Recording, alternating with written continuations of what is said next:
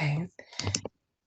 So I'm gonna share the agenda. Hopefully you all can see my the agenda. Can you all see the agenda? Okay, great. So for this meeting, we'll discuss some support and support services and some resources that the university provides. We'll also briefly discuss some expectations for the program, and then we'll go into a town hall meeting around advocacy and what's going on currently with COVID-19. And so I'll do introductions of faculty very briefly. Then Professor Levere and Dr. Seacrest will discuss student support resources and expectations. We'll actually, and this is actually a typo, Dr. Angela Henderson will engage us in a town hall meeting around civic engagement, and then we'll have a couple representatives. I think we'll only have one representative today from the Social Work Student Association, and Dr. Seacrest will share with you information around the Honor Society by Alpha, and Ms. Tashana Sells will wrap it up for us. Okay. And so great. We have all the faculty on. Faculty and so, my video's not on. I'm sorry about that. I'm the program director. I'm Dr. Angela Bullock. But before I actually go into the introductions of the other faculty and staff, I do want to acknowledge Dr. Burton. Many of you have worked with Dr. Burton in some capacity. She retired in May after 40 years of dedicated service to the university, but more specifically to the social work program. She has seen the social work program from the ground, built it from the ground up. And we are where we are in this program because of her. And so we really are committed as faculty and staff to keep her dedication and her passion for the program and for the students going. So again, I'm Dr. Angela Bullock, the program director. Dr. Lisa Seacrest, yay, you see her waving. So she's, thanks for all that energy this morning. I appreciate it. So she is the lead faculty for critical thinking. So a lot of you are in her critical thinking class right now. So thank you for joining. I know y'all are, hate to miss that class. And so critical thinking, and also social welfare policy. She's the lead for those courses. Also teaches other macro level courses, practice 3 and meso practice approaches to group. Dr. Angela Henderson, she's the lead faculty for human behavior and research, but has a lot of great background in policy as well. Professor Levere, most students are super excited to see her because that means that they're close to the end of their tenure at UDC. She's a field director. I have a little bit of feedback, and it looks like everybody's mic is muted. Oh, wait. All right. Perfect. Thanks. Professor Levere. So she's a field director and teaches primarily practice 1, practice 2, and specialization in trauma. So that trauma course, the elective course that is, I think, typically taught in the spring, she's the lead on that. Am I missing? Oh, of course. And Miss Tashana Sells, she is the backbone of our program. Yay. So she's in the background, keeping us together, keeping us organized. She's the coordinator for the program. So you will start to see a lot of emails and correspondence from her. When you see that name, Tashana Sells, come through your email, do not ignore it, do not delete it, open it immediately. I promise you it's something really important. So just keep that name in your memory banks. And so that makes up our full-time faculty and staff. I think I didn't skip anyone. Okay, perfect. So we'll jump into the Professor Levere and Dr. Seacrest. You have the floor. Mute. I'm going to try and share here.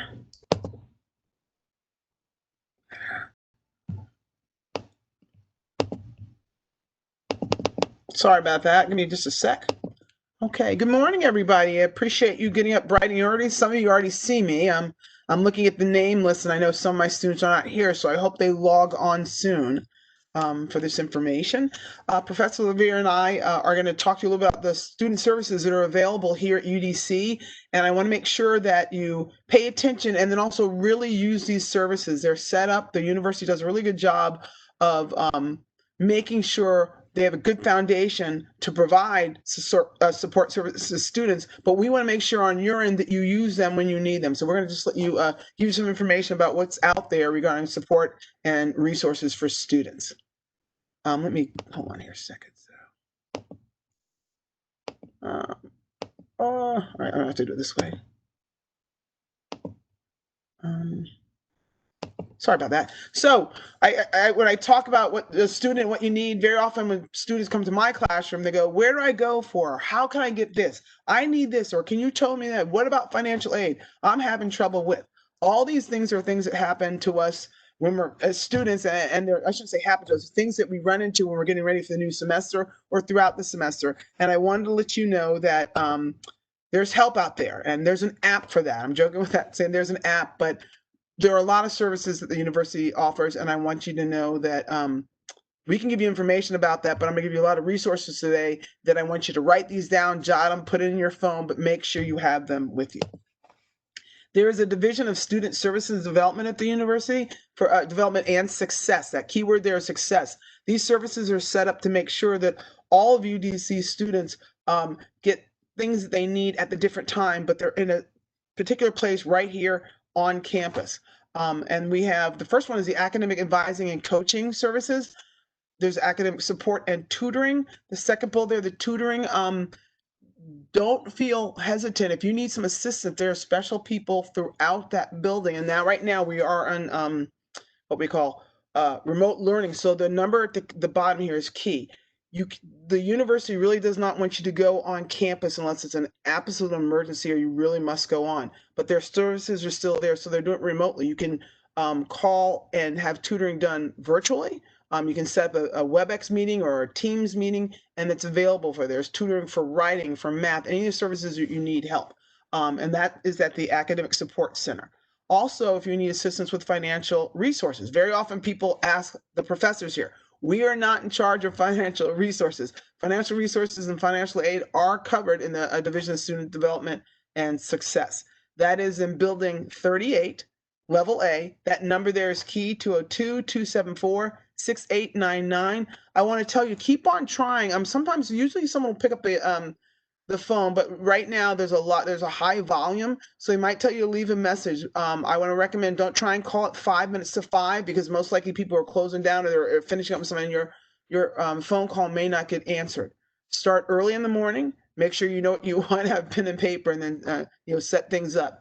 Make sure you set up a time that works for you for tutoring. If you need coaching with just let people know what it is that you need. Also, academic advising, you'll get academic advising with your advisors in the social work program, but for some of you are taking your IGED programs and things like that, that's where the advising and coaching for that can take place. The access, some of my tongue's not working this morning, so I apologize. I'm bright and cheery, but I will slow down my speech here. Accessibility Resource Center, also known as ARC, that's located in Building 39 in Room 102.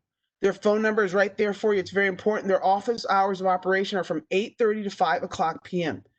The University of District of Columbia is really good for offering support services for all students that may have some challenges with their academic learning styles. If you're younger, you may have an IEP somewhere through K through 12, or just needed services for something else to help you. You might need extra time for taking a test. You might need to be in a certain location. Right now, most of us are learning from home, but it's important for you to go there and touch base with one of the professionals there so you can find out what academic services you may need. And there's a letter that you get from them. And make sure that after you make your appointment and you touch base with someone in the ARC Center, that you provide your professors with a copy of the letter. That letter is private, nobody looks at it, but it lets us know as professors what combinations we may need to do when we're teaching a lecture. It might need to do what we do as far as when a test takes place or something like that is very important. It helps us help you the best way we can. One of the stories I like to share is a few years ago, I had a student that was hard of hearing. And even though I have a very loud voice, they could not take everything in with the classrooms and the noise and things like that. So they asked if they could record my lectures, and that was fine. But I just let students, one of the things sometimes we're being recorded, other people have to know that the class is in fact being recorded, but they let me know that. They sat there and they had a little taping and that was taking place, and that helped them so they could actually hear the lectures and then later on record it and take care of it at home when they need to, in their own space, be able to hear that lecture. So make sure you do that. So student support services that are offered by, excuse me, this is blocking myself, that are offered by UDC, there's a lot offered.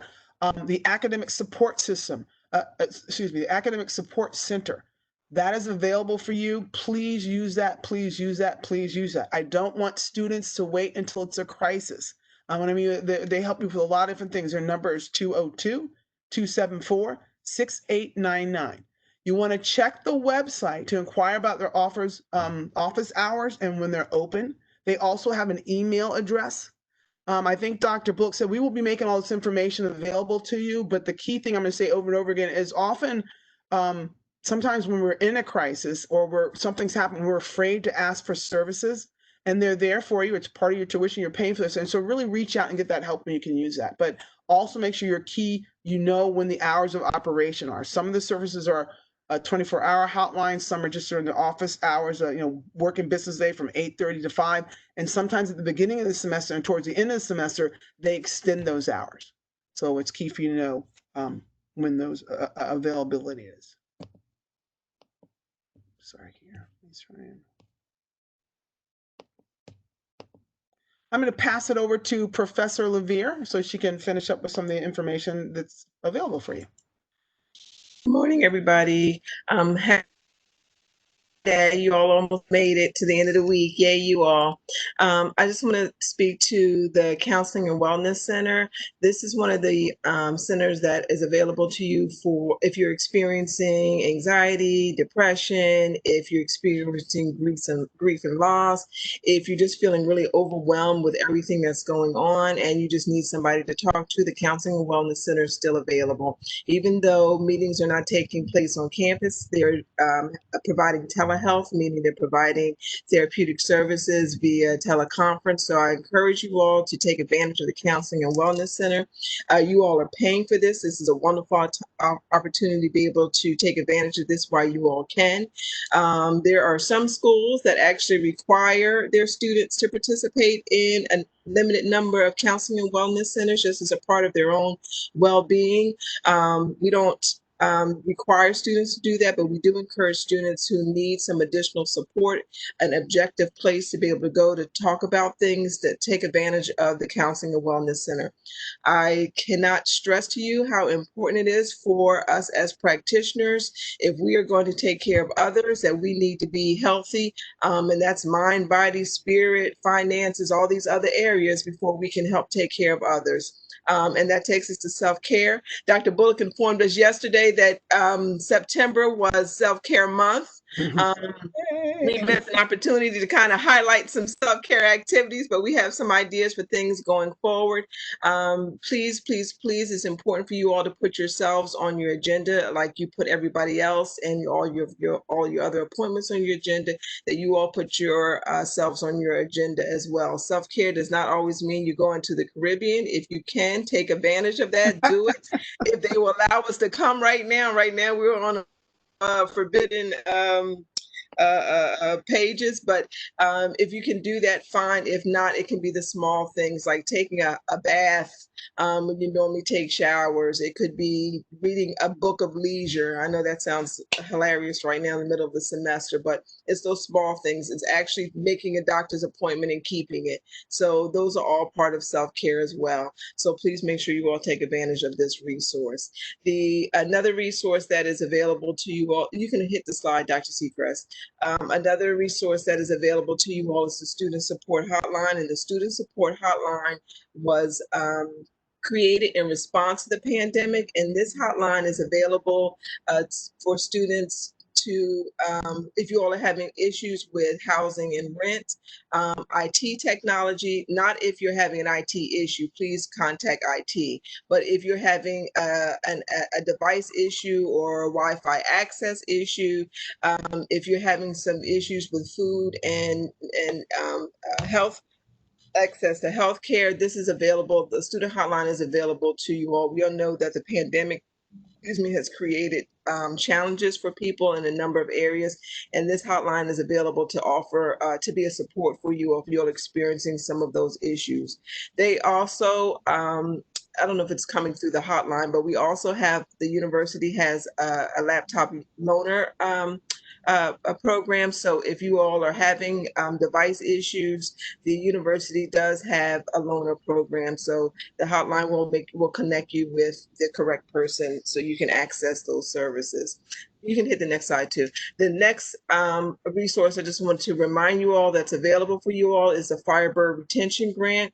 If you all are experiencing tuition issues, and we're at the point in the semester where we will approach that purge process, that's when financially, if you haven't, your financial issues haven't been rectified, then they will drop you from all your classes. There is the Firebird Financial Grant. It is an application process. You have to write a letter of a statement of interest or a statement of need rather, as to why you are trying to access this service. It is a one-time award. This is some of the criteria for which students need to apply, but this is available to you. I think they pay up to the maximum of about $1,500, maybe a little bit less. The money goes directly toward tuition. Like I said, if you're having other kind of financial issues, you want to contact the student hotline. But if you're looking for some monies to pay for to go toward your tuition, the Firebird grant is an option for you. It is competitive. So you need to make sure that you fill in your application correctly and that you have a tight statement of interest. I need money is not going to be sufficient. Okay. But this is available to you all. I think those are all the resources that we have for you.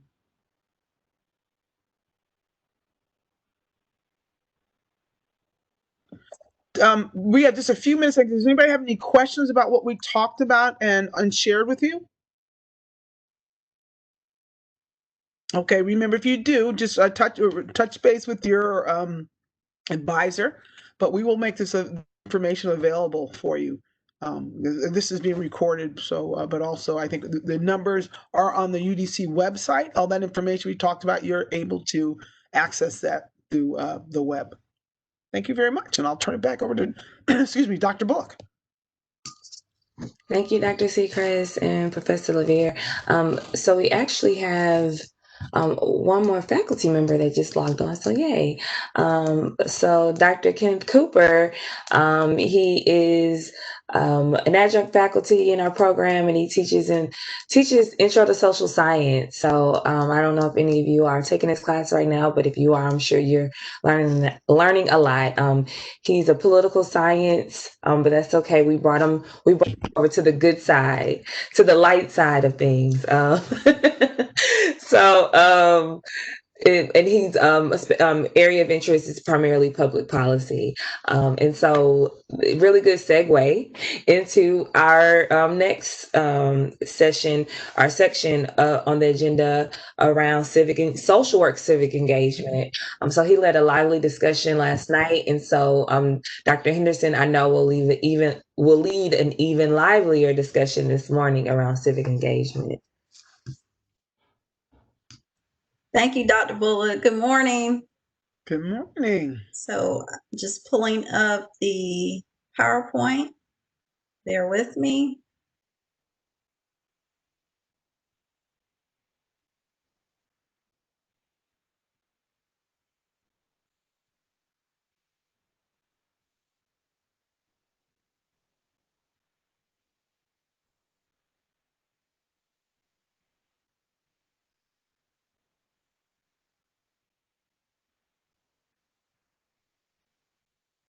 Right. And I am now sharing the screen to the PowerPoint.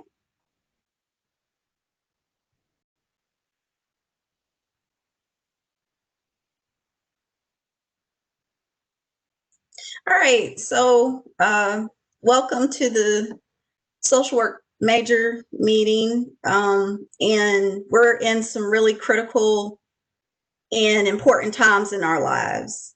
And I know that each one of the students and even faculty members are constantly hear from not only your relatives, your parents, your family members, the importance of being civically engaged, but also voting.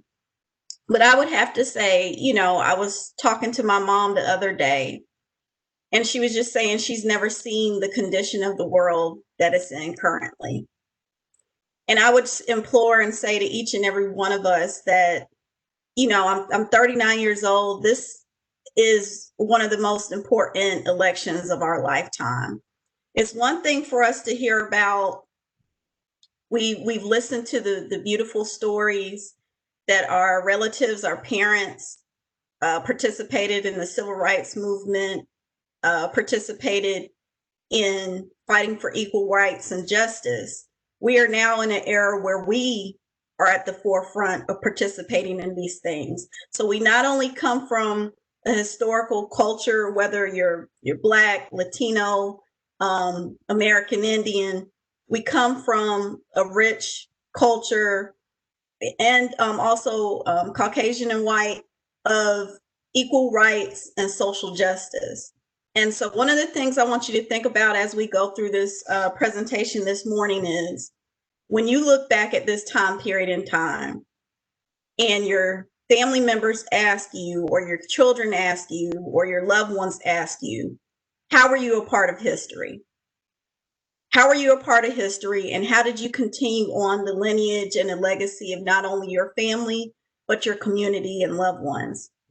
So when we're talking about civic engagement is the backbone of the social work profession. Through our civic mission, we have a long organized and empowered citizens in common pursuits to address social, economic, and political conditions. So through all of our various classes that we've talked to you about Dr. Dorothy Height. We've talked to you about Whitney Young. Whitney Young and Dorothy Height were huge pillars in the civil rights movement. As you guys know, Dr. Dorothy Height was seen as the mother, the godmother of the civil rights movement. So how does this impact you as a student and as faculty members? Why is civic engagement important? It can amplify the voices of the citizens, the low income, the wealthy individuals, low income individuals, and create substantive changes. What changes do you want to see in your community? Whether it's been pollution, whether it's been that that your community needs more resources, whether it's something that that your family needs. You have a right as a student and as a citizen of this United States of America to ask for and to want to have that American dream that so many of our ancestors and our family members built for this country. It also gives us and allows the underrepresented groups a seat at the table. We've talked about in our different classes, from the policy classes, critical thinking classes, practice classes, how important it is to provide not only a voice for the people, but to empower the people, empower the communities that we are a part of. And, we have people that are working 2 and 3 jobs sometimes just to make it. we know that we have people not only in our direct family, but some of us have had to choose between $20 in our pocket, or should I put food on the table and I have to figure out how to feed the children. We have people still in the United States going to sleep hungry. Children are the most impoverished group in the United States of America. And as social workers, we have always been called to arms, and called to arms in a civic and peaceful way to protect the civil rights and the justice of people in our families. And also, it can create a society that is truly reflective of the people. It is for the people, by the people. This is your country. And even though you may be tired some nights, weary, you might not want to hear about the different issues that are going on, they affect you drastically, not only at the local and state level, but the federal level. This election is a part of your destiny and your life history that you get to pass down to, if not your family, your children. If you don't have children, people that know you, how will you be remembered in history at this time in one of the most important elections of our lifetime?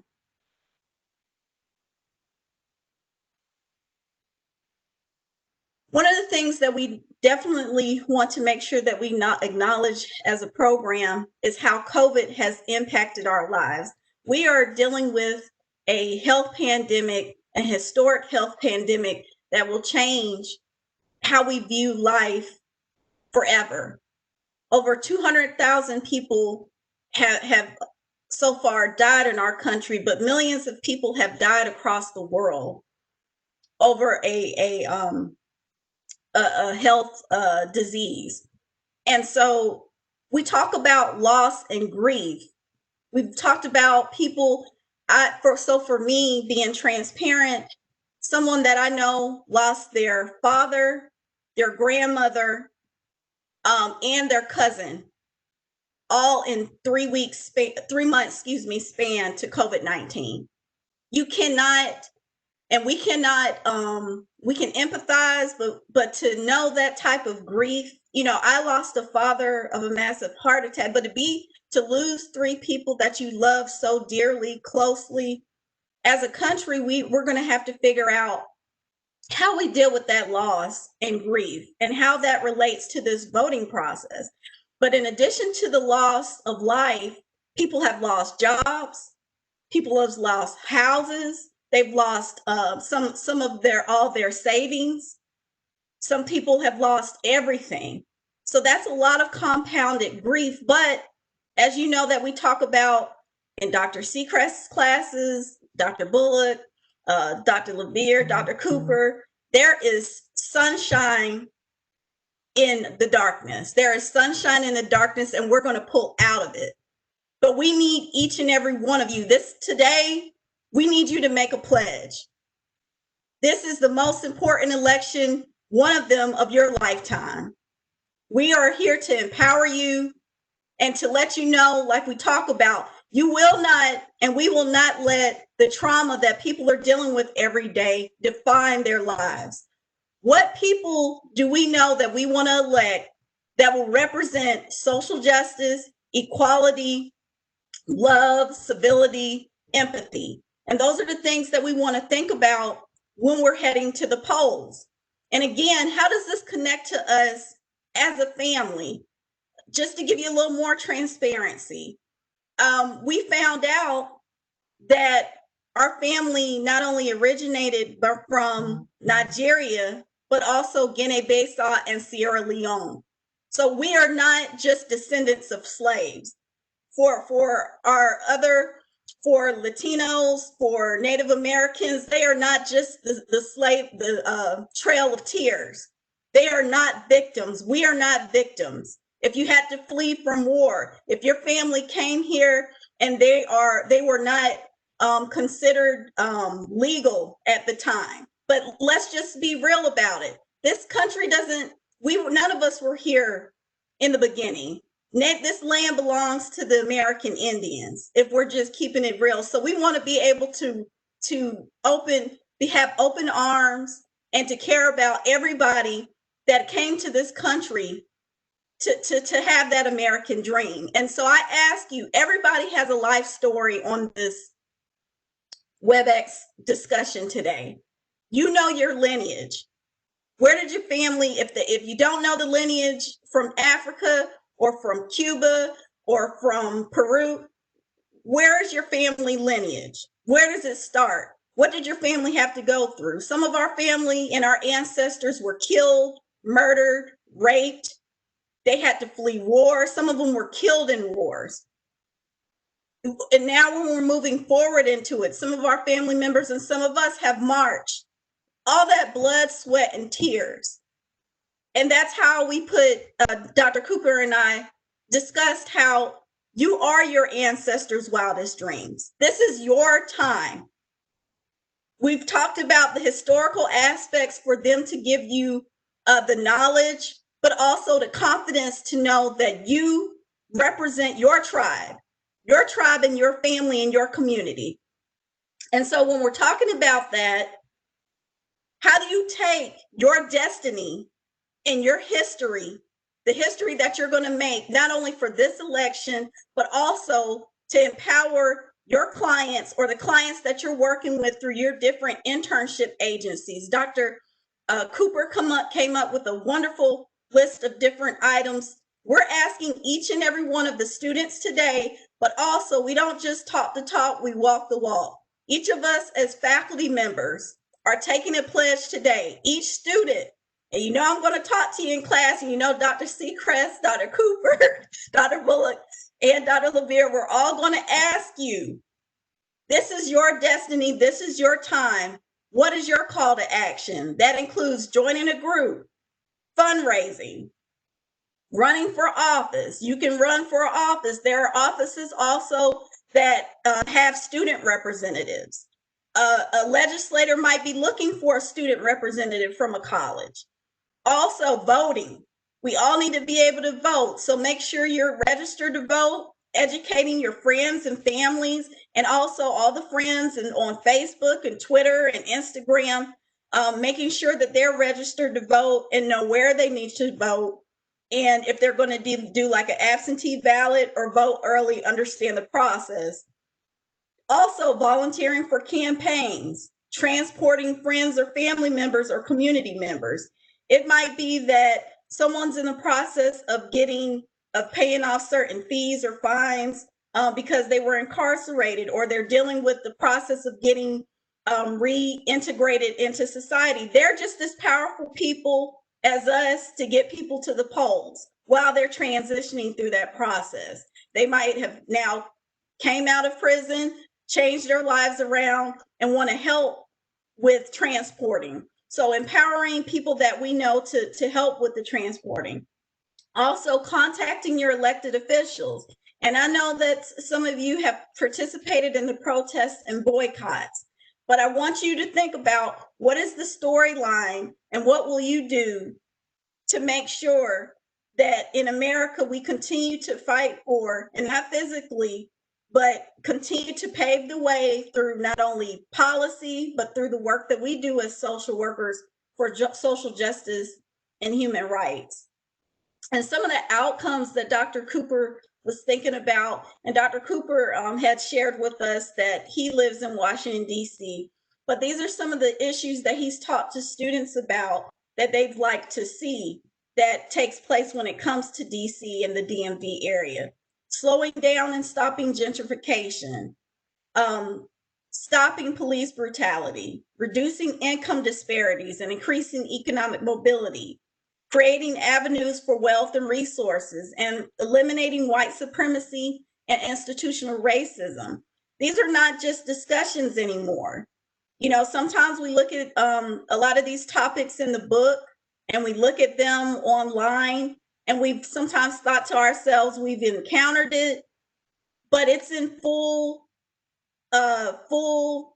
view now. Institutional racism, we're seeing that highlighted, white supremacy groups, but also how these economic disparities, it should not be that during a COVID pandemic, people have lost so much that are middle and lower income, but the billionaires got richer. And there's nothing wrong with being a billionaire if somebody ever becomes a billionaire. But in a country where we're talking about equality and people, everybody being able to make it in America, it cannot be that it's so drastically grossly different when it comes to being able to make it in America. And so this is the pledge that we have for each and every one of you today. This particular slide right here,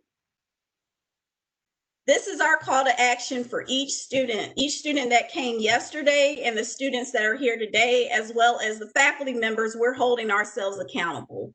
What call to actions? You don't have to just select one. You can select several if you want to. What call of action will you pledge to do to be a part of this election process? What we're going to do is the week of elections, so the elections take place on that Tuesday, November the 3rd, you'll receive a survey basically on about that Thursday. So that'll give everybody a little bit of time to come down from the actual election. Even though ballots, let's just be honest, they still might be being counted even after that day. But we want you to answer the following questions when we send you this link. How civic engagement is linked to your legacy, the type of activities you conducted, how many hours a week or days a week did you participate in that civic or those civic activities, and how many people did you impact? What we want to do, we want to bring out the life stories and the information that you provide us with to find out how the students at UDC social work program have impacted not only the DMV area, but the whole nation. And some of you guys might even know people internationally. So it might even be the world. The world is paying attention to our voting process. So again, this is one of the most important elections of your lifetime. How will you take those marching orders and fight for social justice and fight for equality? And how will you be a part of this voting process? All right. So one of the things we wanted to do this morning, in addition to that, because we really want to hear your thoughts about this process, we want to get some questions. We want to be able to hear about what are you thinking about? What are you pledging to do for you and your family with this voting process?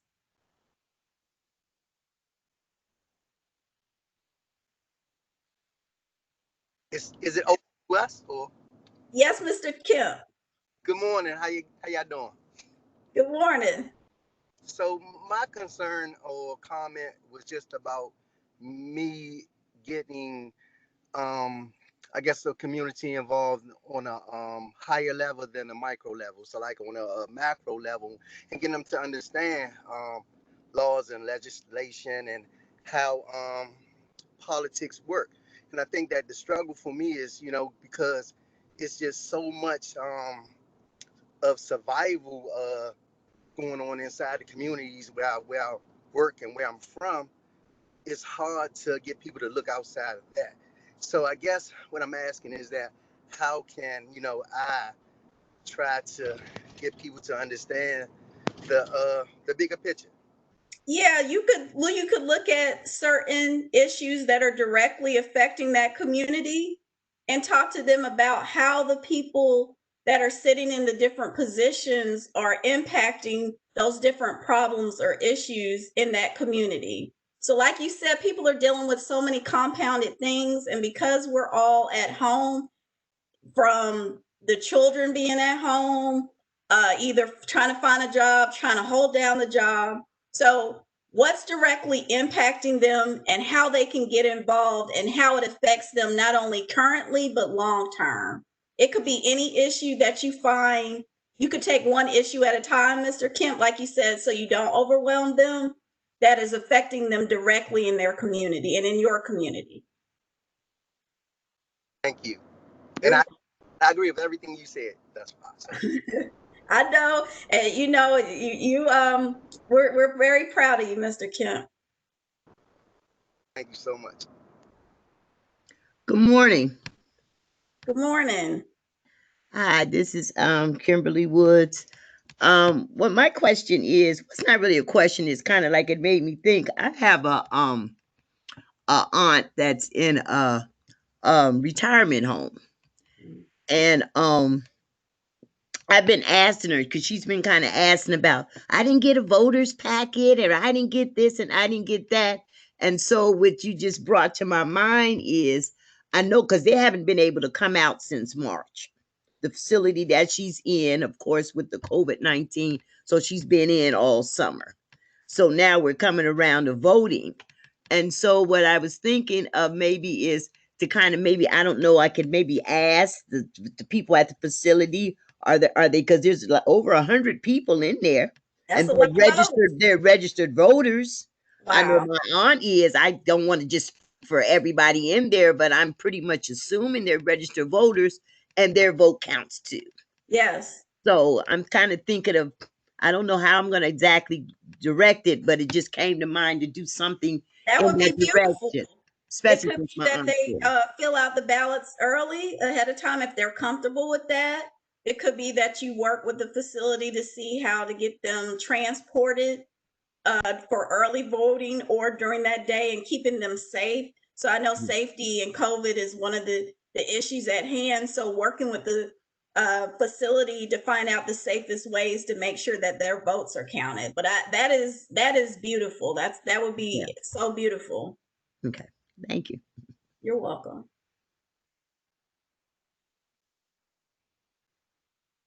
Professor, I just wanted to say two things.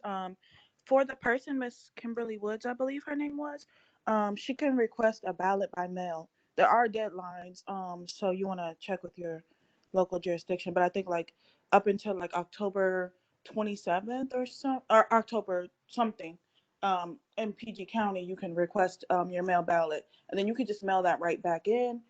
Just make sure it's completely filled Yes. out and signed.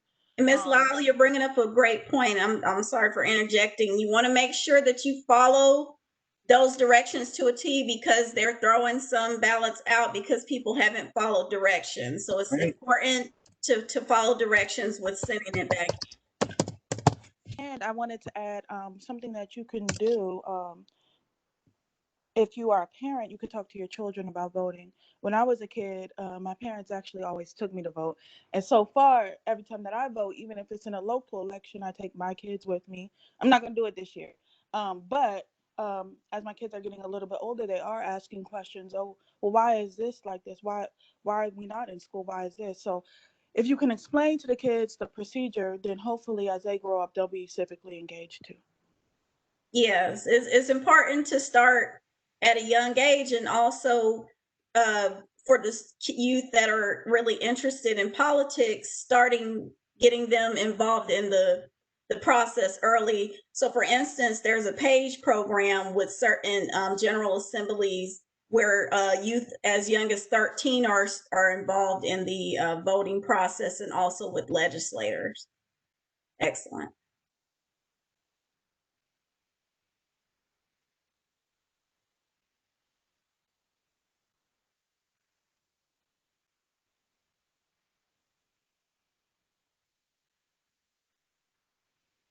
So let me do this also, because I see students that I know.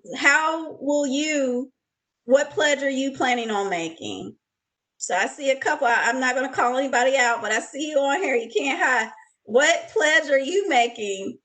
What pledge do you think you're going to make? I see some people, but I'm not going to call names. Call them, Dr. Henry. Good morning. Good morning. Hey, Miss Brown. Hi, how's everyone? I do what I do every voting season, and I work the polls and I grab people and take them to different locations.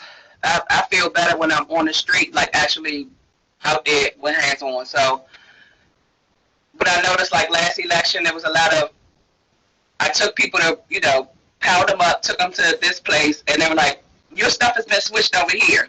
But everybody knows, well, I don't know if everybody knows, but some people will be discouraged, but even if you just have to have your ID.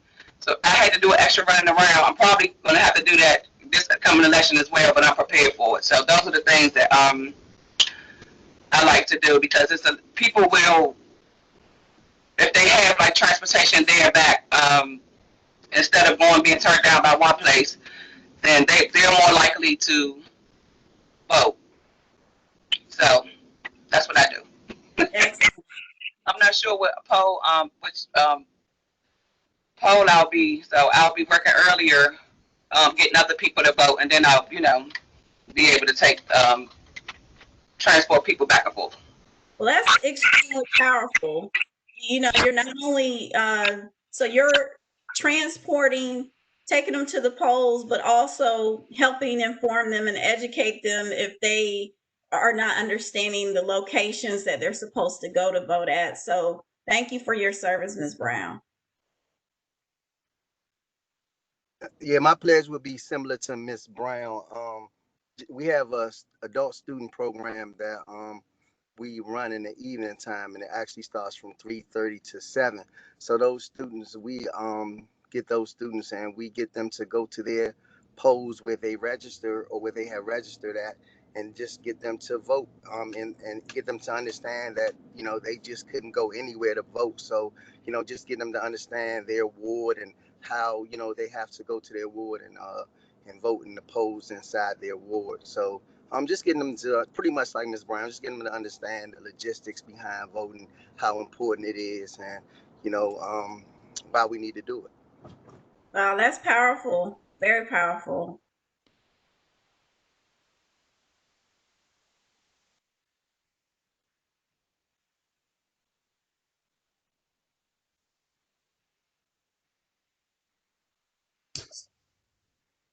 And Dr. Henderson, Professor Levere raised a great point in the chat around being a poll worker or poll judge.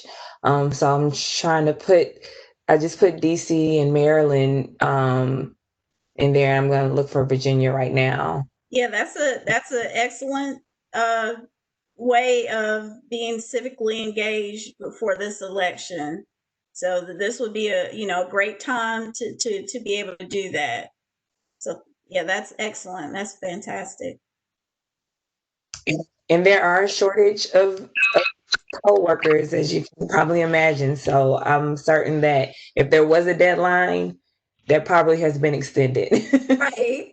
Yeah, so if you're interested in being a poll worker, the opportunity is there, and that is one way that you'll write the story of your legacy when it comes to this civic engagement. But again, this is one of the most important elections of your lifetime. Every election is important, but this one is just so many different issues that we continue to see highlighted during this election. So it's important that you make that pledge.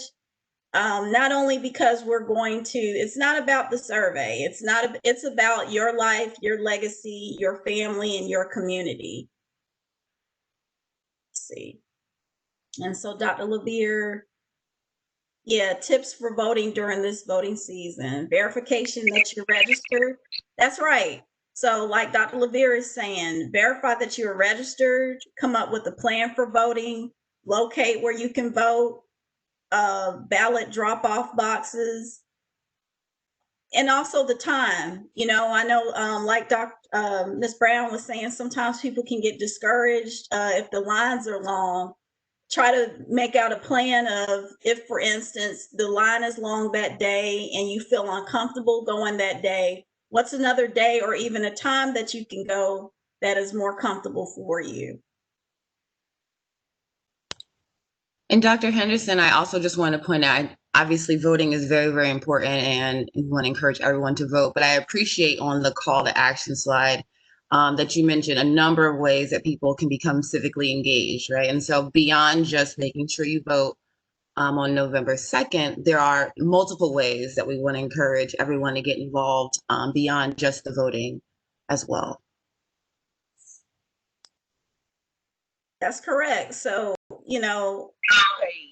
like Ms. Sells is saying with this slide right here, so many different ways. It's not just about the vote. how will you stay civically involved and engaged currently, during the voting process, and even after? So you want this pledge to kind of be a part of the story of your life and the story of the people that you're a part of. It might be that you end up running for office, that you end up working for a congressional member. But those are some of the things that you have to work out when Dr. LeVere talks about having a plan. What is your plan for this process of continuing to be civically engaged even after this election process? I just wanted to share, I love what all the students are saying. It's neat that you're involved and you're really trying to change your community. I shared something last night and I just want to reiterate this. Sometimes people, I know the last time people are like, we didn't like Hillary, but a lot of people didn't like her. And so people didn't go. And there's almost more people who are eligible to vote who did not show up and vote. And we are where we are today because apathy, like I don't like her. And, we are where we are because people sat at home and did not exercise their right. And I really believe it's an obligation. If you're a person of color, it's your obligation. When I shared last night is I have a cousin, we talk, we always argue politics, but I was saying to her, yeah, people died so we can vote. She goes, no. The correct thing is people were murdered.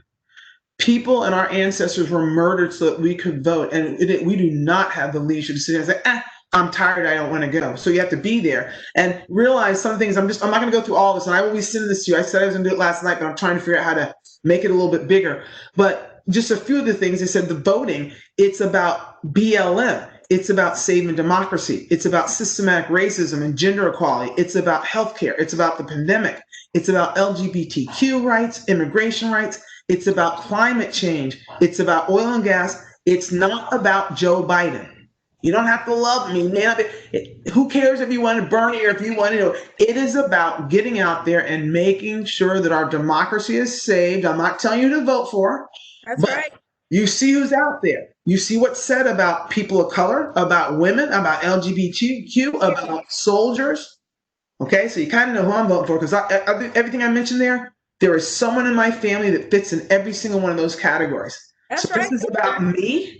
And this is my legacy so the kids behind me and everybody in my family does well. So think about this. I'll put up it's what it's about. And sometimes the person there, they're a representative and they're representing for all of us. So you got to get out like, I don't like the way that Dr. Bullock teaches. I like her.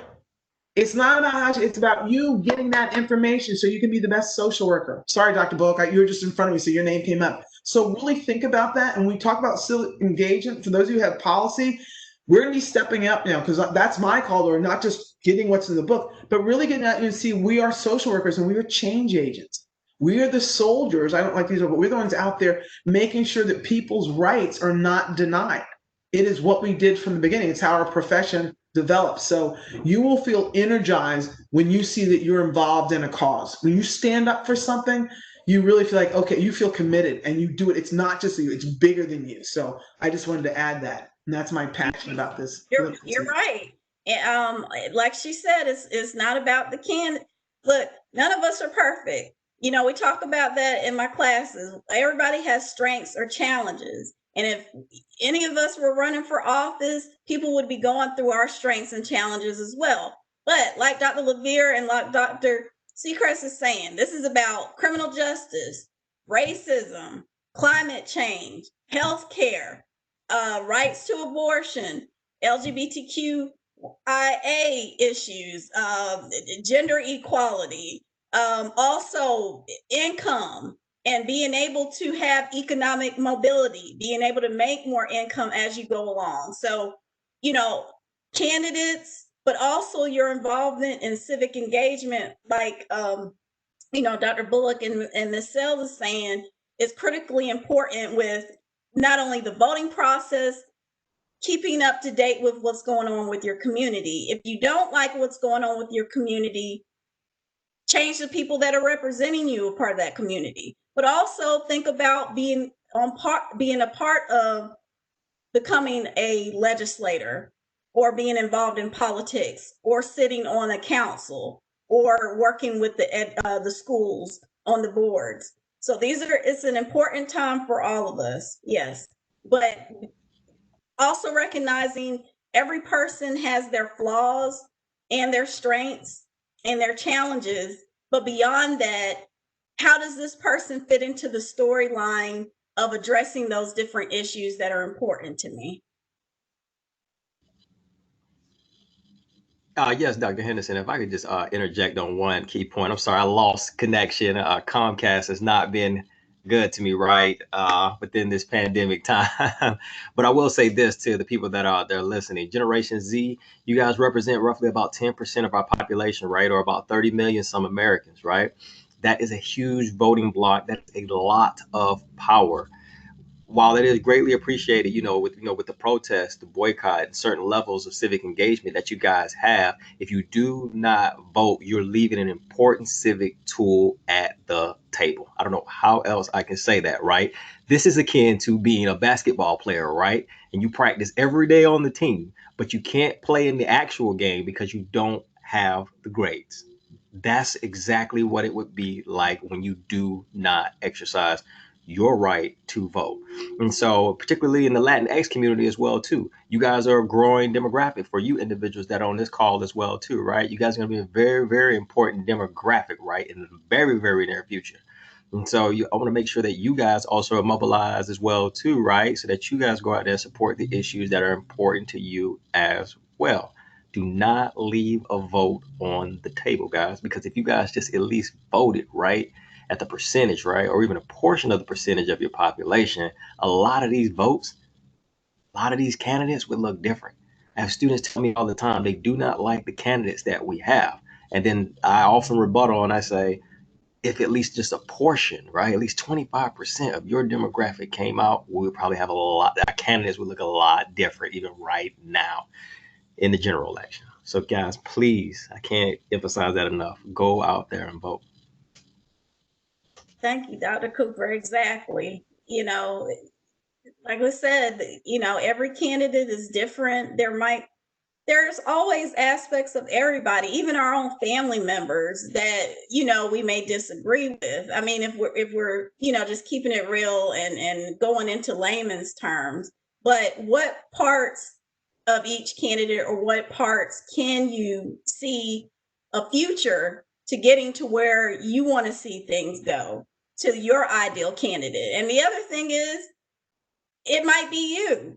It might be that you end up running for office. So sometimes, we look around the room and we're looking for somebody to step up in our community, and the person that you're looking for is actually you, and the community's been waiting on is actually you.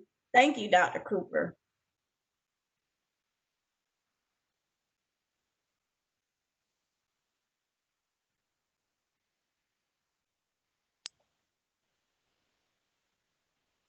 I wanted to tag on to what Dr. Cooper was saying. I think that we all know now too, in the last election, um, while there's conversation about whether or not there was collusion, there was a low turnout, right? And so a big part of what was decided was based on apathy and people deciding that they didn't want to participate. So a lot of decisions were made because people didn't make a decision, right? So your indecision is actually a decision. And it's important to make sure that if you want to see change, that you are a part of the change that you want to see in the future. As Dr. Henderson has charged us, we definitely want to make sure that, we look at ourselves as well. Perhaps we are the person who's supposed to lead the next call to action. Excellent. Thank you, Ms. Sells. Before we wrap up, let's get a student to close us out with some thoughts. I see, I think Shalee might be on, Ms. Moso, Ms. Johnson, Mr. Moore. What are your thoughts? You guys have a lot of power in your voices and your thoughts, and we want to hear that this morning. Hello. Hey, Mr. Moore. How are you? I think that no matter what happens, the country, a lot of people in this country are just going to need help after the fact. Whether Biden wins and things calm down socially, um, that gives us time to be able to work with the people to heal. And if, God forbid Trump wins again, then, socially we're going to have to take even bigger steps and probably have to go out of our way because even more funding is going to get cut to areas where we would be able to help. So I think no matter what happens, we just need to stay strong and be prepared for the worst or the best. That's true. Be prepared both ways. And it's important, Mr. Moore, you bring that up because, you have some people that might become depressed as a result of the turnout of the elections or be happy. So these are things to keep in mind to be able to think about in both what would happen in both scenarios and how people will take that. We want to be able to give people resources no matter what takes place.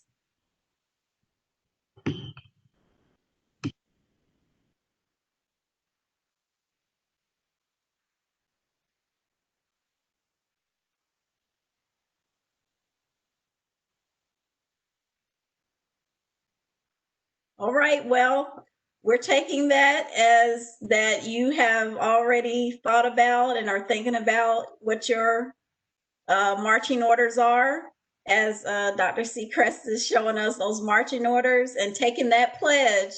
Like we said, you can take one of those pledges, take part in one of those civic activities or even more. And some of you have already told us the things that you're doing.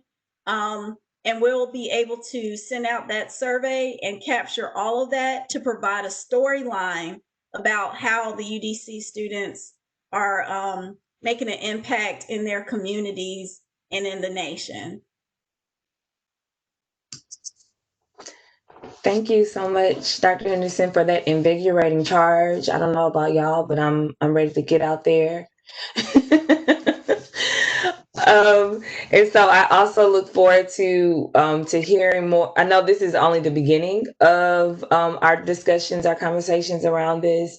And so I'm really excited about what we're going to learn from the survey and how that's going to inform how we move forward. So really excited about that, highlighting what our students are doing, because we know you all are already taking action in some ways. All right. So we're going to shift gears just a little bit and going to bring to the floor the student social work associations, our extracurricular organizations. So we have Ms. Jasmine Allen, who's representing the Social Work Student Association. So she'll give us a brief overview of things that will be happening with the organization this academic year. And then after that, Dr. Seacrest Earhart is going to talk about Phi Alpha. Thank you. Good morning to everybody that I do know and don't know. My name is Jasmine Allen. I am a BSW senior. Shout out to class 2020. I am the secretary of the Social Work Student Association. So as we know, this pandemic has affected a lot of people in many ways, and especially those most vulnerable populations. So myself, along with the senior class representative, Valonda Washington, we wanted to run a 100 mask campaign. So what this looks like is we are trying to collect 100 masks. And so we did a little research and looked at and saw that at Home Depot, masks cost about $25 for 50 masks. So I know that there are at least 80 students. Oh, and let me say this, that everybody is a part of the Social Work Student Association. Just by being a social work major, you are included in this. So if everybody, there are about 80 of us. And so I did the math, and if everybody donates or gives at least less than $1, like 60 cents, we will meet our goal. So this kind of aligns again with like civic engagement. Fundraising and charity is a way to engage civically. So also another incentive that we're discussing or is in the works is partnering with DACL. So that's the Department of Aging and Community Living. So they work with seniors in the district, and they have a telephone bank where you will call and check on seniors, especially during this time. So if you are interested, I do believe at the end of, excuse me, at the end of this meeting, there is a survey or a questionnaire where you can leave your information, your email, and further details will come around. Thank you. Yeah, I didn't know if Miss Washington wanted to say a couple things too. Thanks, Miss Allen.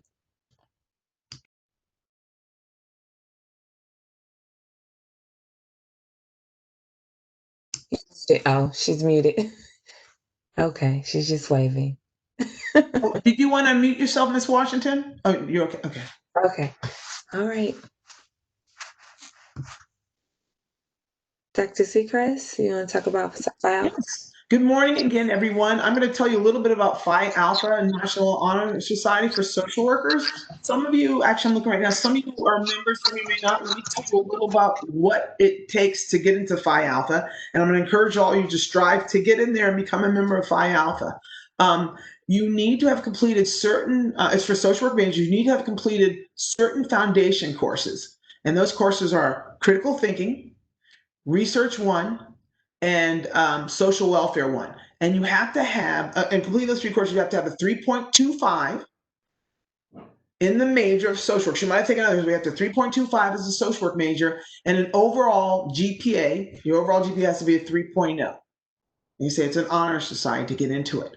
The philosophy that Phi, I'm smiling at, but some people, everyone wants to be in. I want you all to be in, but it's an honor society. So it strive. Their motto is through excellence. Through excellence, they serve through academics. And so the key thing is that with Phi Alpha, they try and think about what we do academically as social workers to serve the community. We often reach out in many different ways, but particularly the UDC chapter, we try and make our service have an educational component. Well, how can we reach out to the community educationally? I won last year. Actually, it wasn't last year because it got canceled because of the pandemic.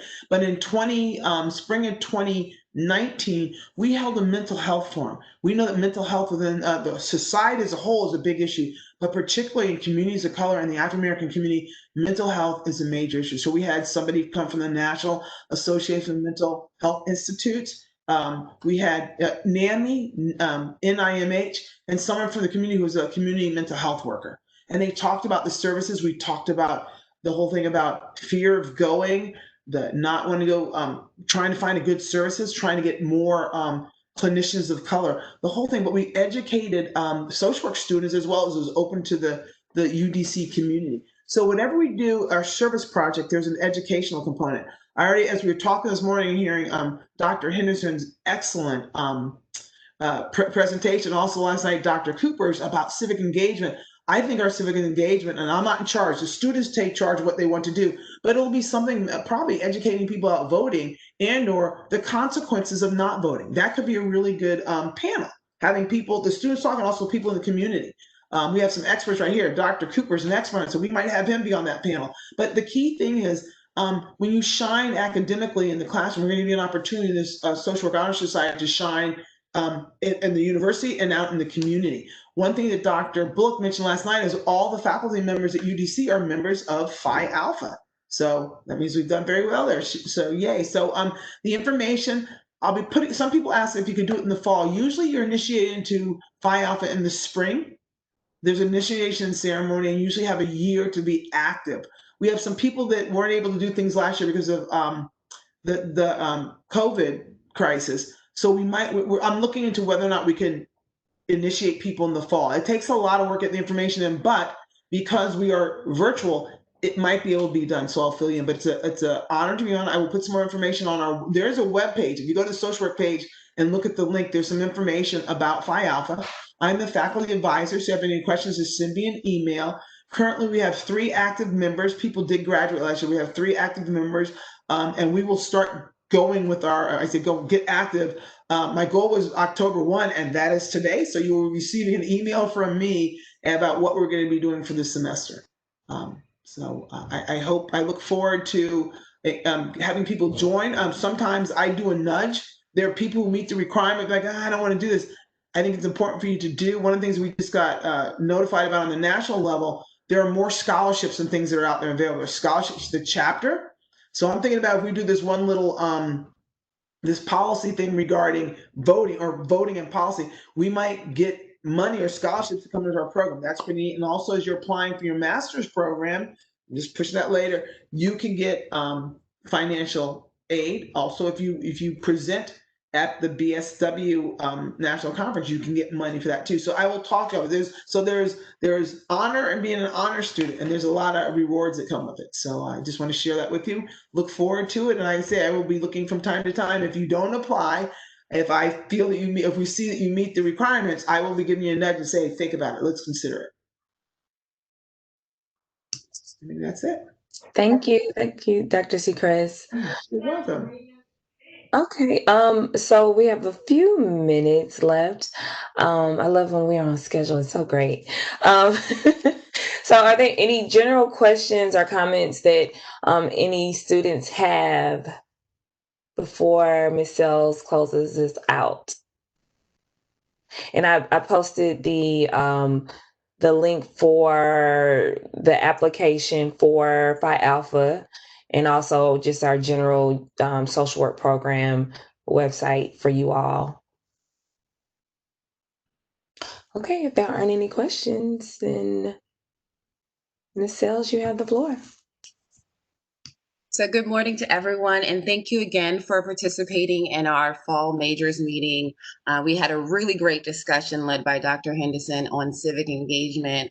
Some of the things that really stood out to me was really just a call to action that we are all charged with, and also making sure that we distinguish, or we stop thinking about necessarily whether or not we like the candidates, and start thinking about which candidates will address the needs that are important to us, right? And so we all have strengths and challenges, as Dr. Henderson said. I think it's important for us to focus on the fact that it is a right that many of us before us have fought for us to have, right? And so it's very important for us to honor the legacy before us and honor the people who have fought for us to be able to vote. So I think I'm very encouraged to hear some of the activities that many of you have already discussed about engaging with in your community. I want to encourage you to continue to think about how you can engage civically, both for the election as well as beyond. Civic engagement definitely happens now as well as beyond the election. So the presidential election gets a lot of attention, but there are midterm elections that we need to stay focused on and pay attention to, as well as other activities in our community for us to get involved in. In the chat, I've included 2 surveys that I'd like for you to take a moment now to complete. The first one is the attendance for the capture your attendance for our virtual majors meeting today. And then the second one is a quick evaluation for you to fill out as well, to provide some feedback on the discussions. And as another note, the presentation as well as the PowerPoint and the recording of today's session will be available on the website via a link, and we'll send out an announcement when that link becomes available. Otherwise, thank you again for participating. Please take a few moments now to complete both of those surveys. And just to add a note with the evaluation, if you are interested in engaging with the Social Work Student Association, please complete that form because we will be contacting you. And thank you all for your time and attention. Bye, everyone. Thank you, Dr. Bullock. And thank you, everyone. It's great seeing you. See you soon. See if I can log out. Have a good one. Thank you. Bye. Have a good one. You too. Bye-bye.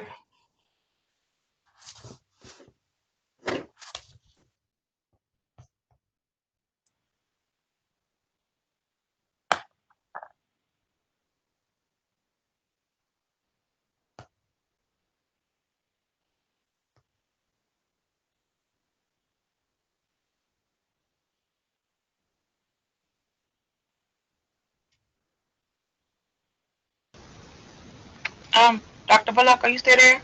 I am. Oh, Miss Jakes, hi. Where is the you said you're sending the link to fill out the thing, Miss Jakes? Sales? Can you see the chat box by chance on your device? Yes. Okay, so they're the last 2 links that are in the chat box. If you just click on those, then you'll one link is for attendance and the other link is for the evaluation. Okay, I see it now. It wasn't coming up at first. Okay. Thank you, guys. No problem. Thank you. Ms. Sells, you can actually, because you're the host now, if you can, I think you can click stop recording. because I don't have it on my end.